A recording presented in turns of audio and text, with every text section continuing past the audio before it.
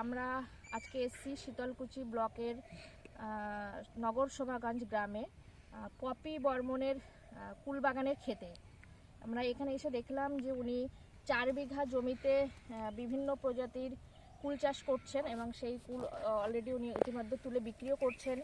এবং ওনার মুখ থেকেই আমরা শুনবো উনি এই কুল চাষে কিভাবে অনুপ্রাণিত হয়েছেন এবং এটাকে কিভাবে ম্যানেজমেন্ট করছেন এবং এটা পরবর্তীতে আরও এটাকে কিভাবে বাড়ানোর জন্য উনি আরও কি ভাবনা চিন্তা করছে সেটা সম্পর্কে আজকে ওনার মুখ থেকে আমরা শুনে নেব। নমস্কার, আমার নাম পপি বর্মন। অ্যাকচুয়ালি আমি পড়াশোনার সূত্রে কলকাতায় থাকি। তো কলকাতায় থাকাকালীন আমি প্রায় ওই দক্ষিণ 24 পরগনা, উত্তর 24 পরগনা ওইদিকে যেতাম। তো ওইদিকে দেখি এত পরিমাণে ফল আবাদ করে চারা বিক্রি হয়।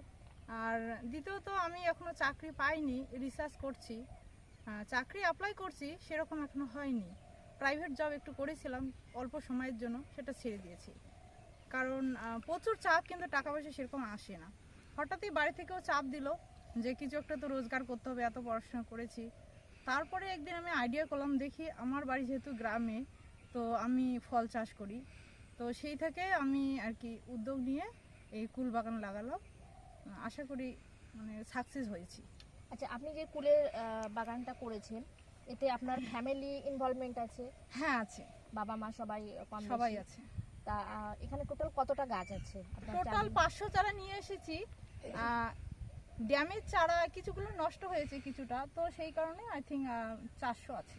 আচ্ছা, এটা নিয়ে পরবর্তীকালে আপনি আর কি ভাবতে চাইছেন? আমার খুব ইচ্ছা আছে আমার এলাকায় ফ্রুট চাষ করা, মানুষের মধ্যে একটা নেশা তৈরি করার ইচ্ছা আছে।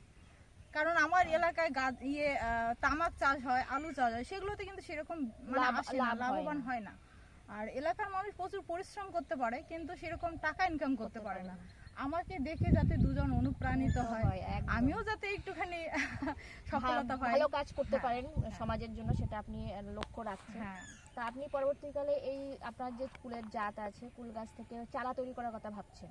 হ্যাঁ, ভাবছি। আচ্ছা, সেগুলো পরবর্তীকালে যারা দেখছেন ভিডিওটা, তারা আশা করি আপনাকে দেখছেন এবং আপনার বাগানে সবাই ভিজিট করতে আসবেন এবং কুল বাগানে কুল দেখতে আসবেন, কুল খেতে আসবেন, কুলের মজা নিতে আসবে সবাই।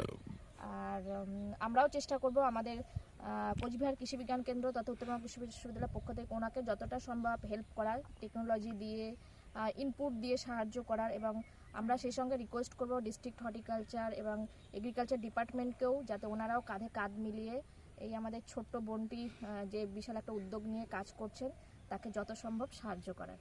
অনেক ধন্যবাদ। আপনাদের আসুন, আমার কুল বাগানে আসুন, কুল খেয়ে যান। আর চারা যদি নিতে চান নেবেন, না নিলে অসুবিধা নেই, কুল খেয়ে যান একদম।